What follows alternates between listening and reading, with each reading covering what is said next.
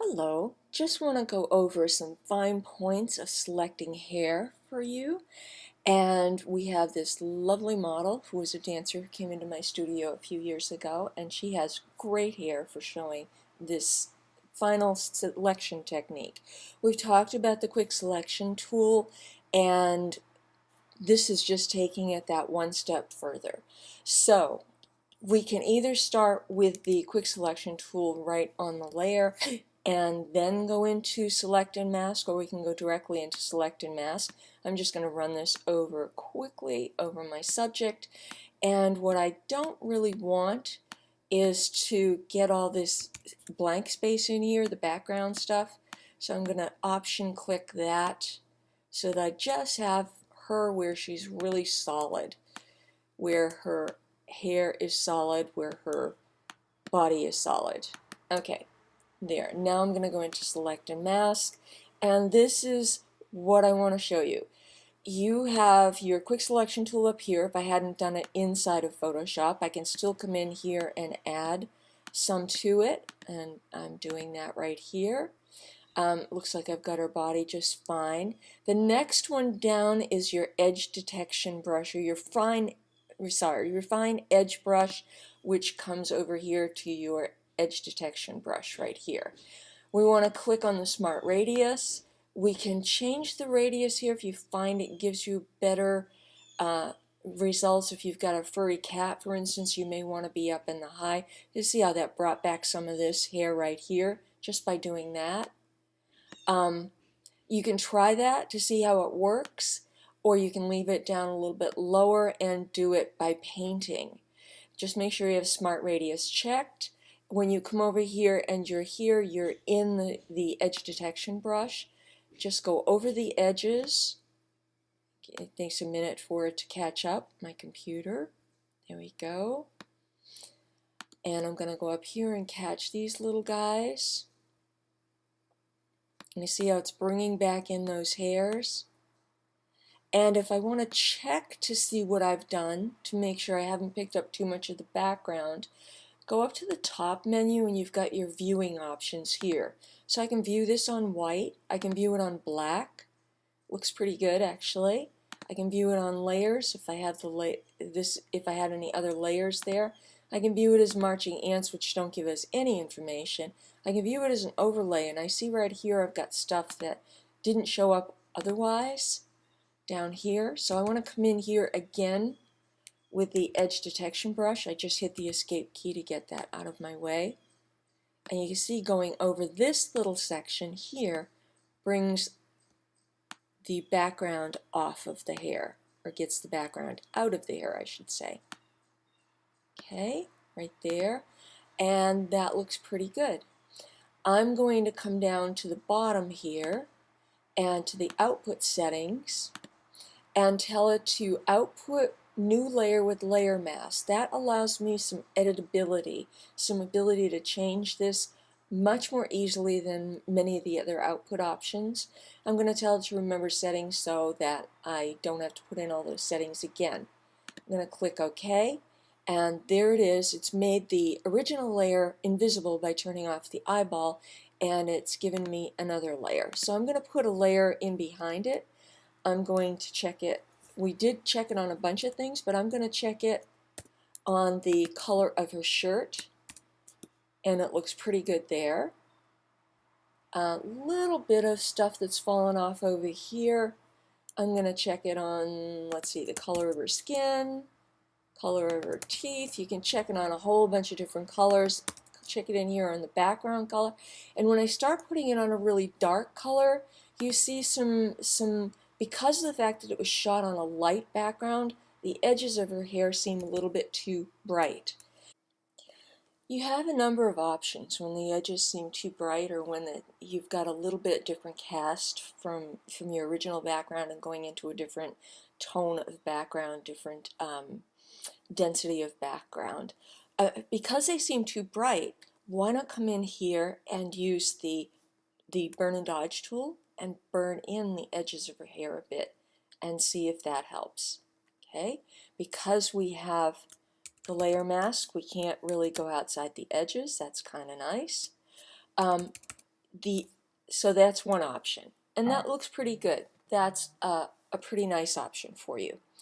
I'm going to go back again, and I'm going to show you another option. If the color is different, for instance, if I photographed her in front of a green tree and I had green in front, green around the edges of her hair, which will happen, I could come in here to that layer. I'm going to throw this layer mask in the trash and apply it so that it's just her on the layer, because this will happen sometimes. It doesn't matter which way you do this. You could do it with a layer mask, but I just want to demonstrate a different way. If I lock the layers, lock that layer, it means I can't paint on any transparent pixels, so I can only paint where there's already stuff on the layer.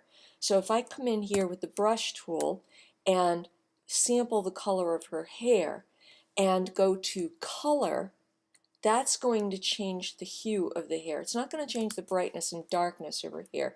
It'll just change the hue. So if her hair were shaded green, for instance, like here from a tree, I could come in here and sample the color of her hair and change it back to the right color, change it to the color it's supposed to be.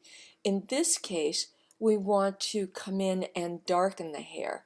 So I could come in here and sample the hair color up here and use the paintbrush in normal blend mode rather than color and just paint in the edges of the hair like that. Okay, so it basically lets you paint only where there are already pixels, so I can't go outside the lines like a coloring book kind of thing, and I can just paint where there's already stuff happening. Oops, I want a darker color over here, and come in and just touch those up.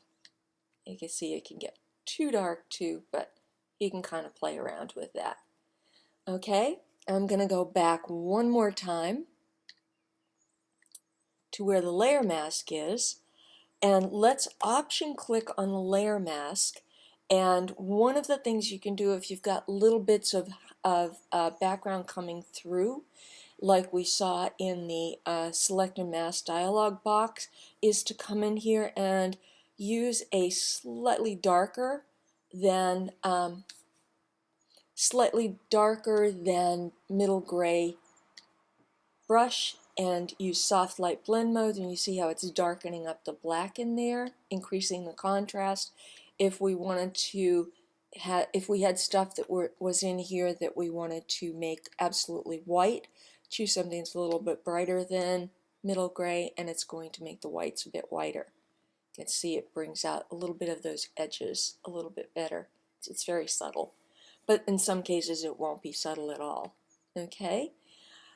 And that is how you would edit the mask. You can, of course, always go in here with the brush tool in normal blend mode in black or white and paint in or out anything that you see, like down here. Looks like I'm missing a bit of her shoulder. So if I paint with white here, I'd want it to be smaller so it doesn't fade, give me a soft edge there. Okay, so those are a few tips on kind of option click here, alt click there, a few tips on cleaning stuff up in your edges. The other thing you can do here is I'm going to, again, put that in the trash, apply it, and if you've got a rough or horrible edge that you don't want, remember if you have a soft edge eraser, big fluffy soft edge eraser, for instance, with the dog exercise that I gave you, you can come in here and just nick the edges of that selection, and sometimes that will soften things down so that it makes it look much more realistic, much less like it's a rough edge selection. Okay. The other last thing you can do, clone tool, come in with your clone tool in here, make a new layer, work on a new layer, make sure that with your clone tool you have all layers sampled, and because we're on a blank layer, I can come in here with my clone tool, go to one of these lovely brushes that is a nice bristle brush, and sample the hair here and just copy like there and add in a little bit. Okay, so I can actually come in and paint in hair that might be missing, or if I have little divots like here. And remember, you can use the same brush tips with the mixer brush to kind of drag hair out. It makes your hair, your brush and your pixels on your canvas act as if they were wet. Oops, I don't like that one. And you can even put that behind if you want. You can play with it and see what works better, and that could be a good way to handle it as well. Okay, just a few tips there on how you might handle really tough selections like hair, flyaway hair, fur, feathers, same thing. Feathers are basically hair of birds. Okay, have a great time trying this.